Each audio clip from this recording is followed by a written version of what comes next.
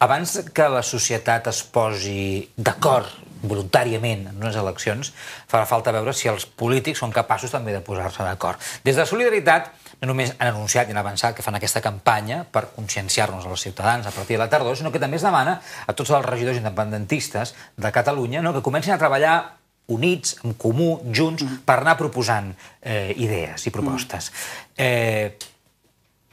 Ho veu factible, això? Ho dic perquè, clar, hem tingut un boom de partits independentistes els darrers anys, però no s'han posat d'acord, i fins i tot els mateixos pactes o acords als que han arribat, al cap de poc d'arribar al Parlament, es trenquen. I formacions que prometen molt, després resulta que no són, no arriben, no entren.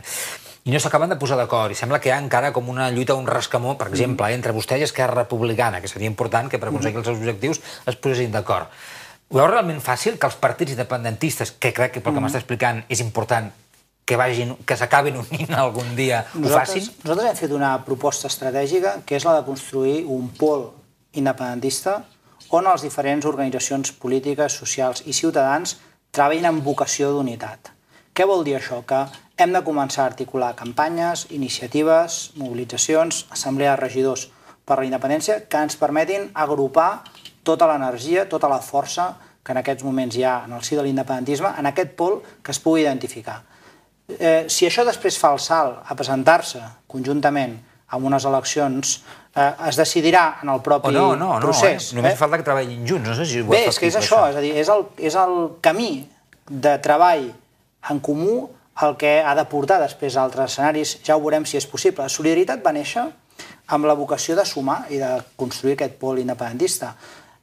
Ja som una sèrie de partits polítics els que formen la Solidaritat Catalana per la Independència, és el PSAN, és el Partit Republicà Català, és els Verds Alternativa Verda, són milers de ciutadans que es van agrupar provenint d'altres forces polítiques, la majoria no havien estat mai en organitzacions polítiques. Solidaritat té aquesta vocació. Volem sumar més. Ja ens agradaria arribar a acords amb les altres forces independentistes. Per què? Per promoure aquesta assemblea de regidors per la independència, per promoure 11 de setembre que puguin ser unitaris, per promoure iniciatives polítiques que puguin anar cap aquí.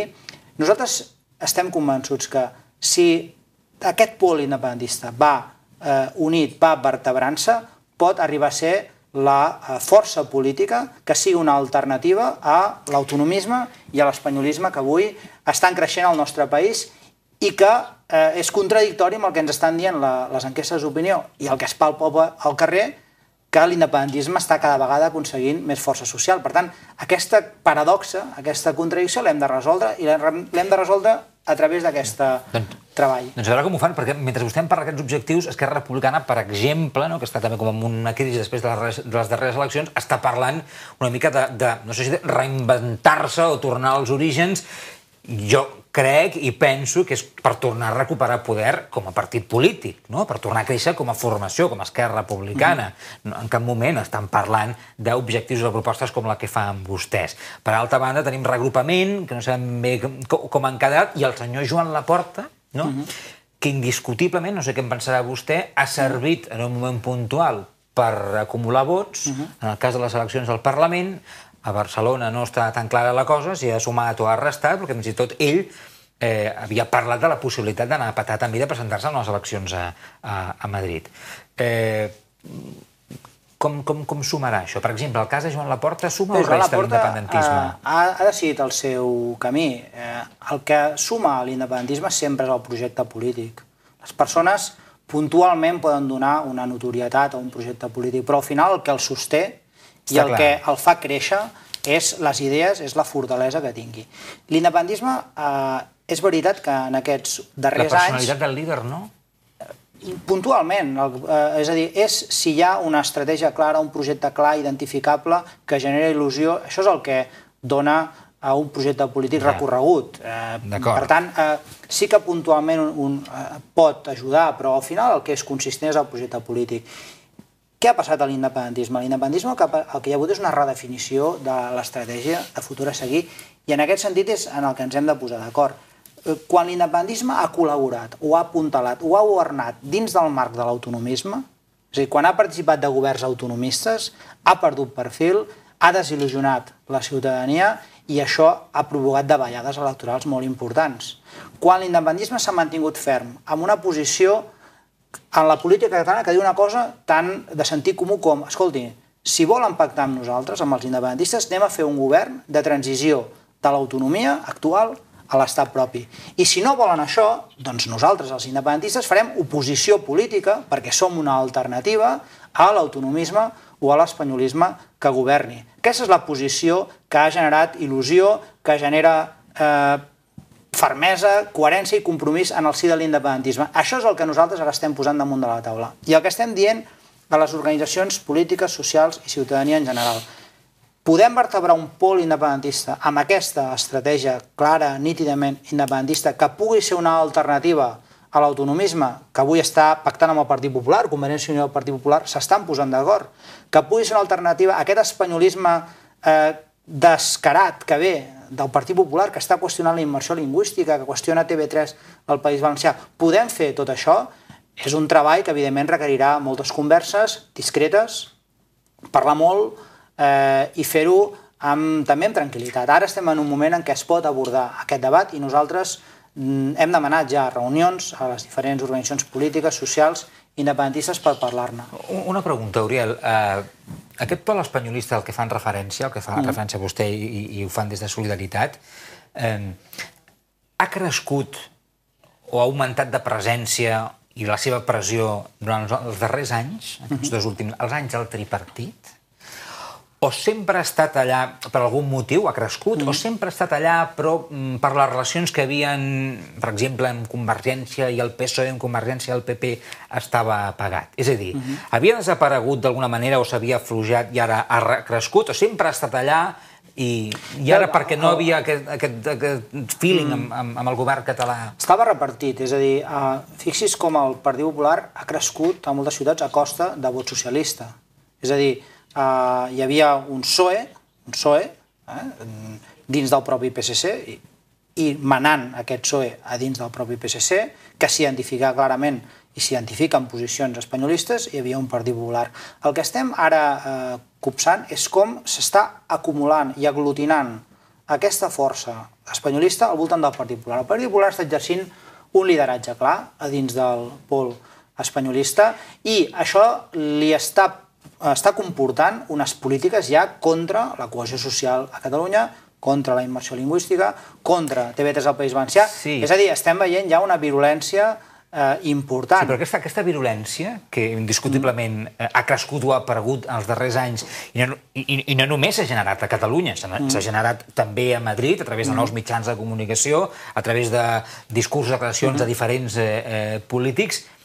És a dir, aquest recolzament o aquesta força, aquesta pressió que fa, vaig a simplificar, Madrid, per apropar o per ampliar aquest pol espanyolista a Catalunya, és el que li pregunto. Ha crescut ara perquè havia el tripartit, havia desaparegut, no havia desaparegut? Bé, ha crescut ara i ha crescut en la vessant del Partit Popular i s'està aglutinant en la vessant del Partit Popular també perquè està creixent l'independentisme a Catalunya. Però perquè és una manera d'arribar a la Moncloa? No, és una manera de ser una alternativa en clau espanyola i espanyolista al que ha representat el PSOE de Zapatero, que ha estat un absolut desastre. Quin problema hi ha aquí? Que és que en clau catalana, tant el PSOE com el PP faran exactament el mateix, que és retallar-nos l'autogovern, que és continuar amb l'espoli fiscal, que és no invertir en les infraestructures que necessitem. Per tant, en clau catalana, mani el PP o mani el PSOE, sempre sortirem perjudicats perquè tenen altres prioritats a Madrid, no per res, perquè tenen altres prioritats. I aquí no és qüestió de fer-se la víctima ni fer victimisme. No hi ha res que a mi em molesti més que això dels catalans. El que hem de fer és, escolti, si a Madrid és una capital d'estat i procuren per ells, doncs dediquem-nos, Catalunya, a tenir la nostra capital d'estat, que és Barcelona, i a procurar per nosaltres i a fer allò que han fet tantes i tantes nacions, que és aconseguir la seva independència. Dues preguntes per acabar molt ràpid, que ens queden pocs minuts. La primera, me vaig molt lluny, Què li sembla el que ha passat a Sant Sebastià, on governa l'Ajuntament Bildu, on han despenjat la fotografia del rei Joan Carles de la sala de plens, que presidia la sala de plens? Bildu, per cert, han dit que potser no és legal, però que és normal a molts ajuntaments d'Euskadi que no hi hagi la foto o que no es vulgui la fotografia del rei. Sí, com a Catalunya hi ha centenars d'ajuntaments que no tenen penjada la bandera espanyola, ni tampoc la fotografia fotografia del rei. És a dir, en un ajuntament tu has de fer el que generi consens entre els teus veïns.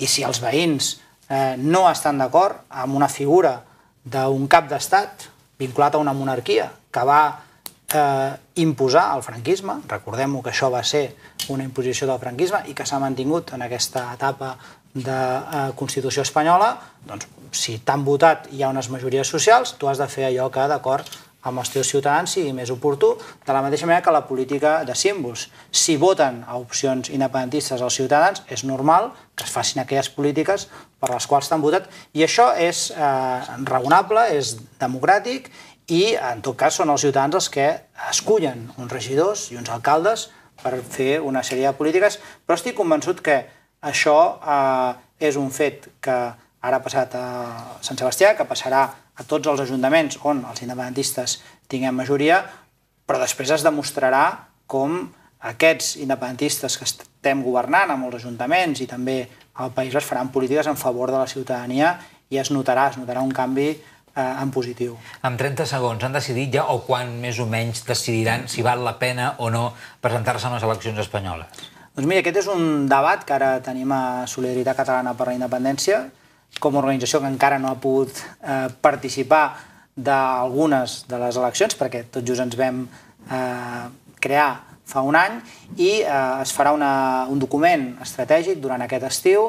A partir del setembre es començarà a debatre entre tots els adherits i a finals de la tardor farem una assemblea on democràticament es decidirà participar o no a les eleccions espanyoles en funció dels arguments que els propis adherits posin damunt de la taula i defensin. Per tant, és una decisió que es prendrà de forma democràtica, analitzant quins són els pros i contres de participar en aquestes eleccions, que tot i a dir, a dins de l'independentisme no fan massa il·lusió, no són una prioritat, més un independentisme com el nostre, que vol declarar la independència des del Parlament de Catalunya i que, per tant, no considerem que l'estat espanyol hagi de ser qui ens doni o no permís per fer aquest gest democràtic que haurem de decidir només els catalans, això sí, negociat amb la comunitat internacional, perquè en definitiva és amb la comunitat internacional amb qui Catalunya vol mantenir les relacions. Doncs a veure com evoluciona l'independentisme de Catalunya en els propers mesos, després de l'estiu, a veure què passen també amb aquestes noves propostes, amb les decisions que es vagin prenent, per exemple, des d'un partit com Solidaritat Catalana per la Independència i, evidentment, també a veure què fan les altres formacions, Esquerra Republicana, a veure per on tira, a veure què fa reagrupament i a veure no com acaba, perquè no ho veurem molt aviat això, però a veure com va evolucionant. Ja tornarem a tenir ocasió de parlar-ne, perquè jo estic convençut que passaran coses a l'independentisme. L'Oriol Bertran és diputat al Parlament de Catalunya i és el secretari general de Solidaritat Catalana per la Independència. Avui ha estat amb nosaltres. Oriol, moltes gràcies. Gràcies a vosaltres. Merci, fins una altra. Gràcies a vosaltres, més la propera setmana. Que vagi bé.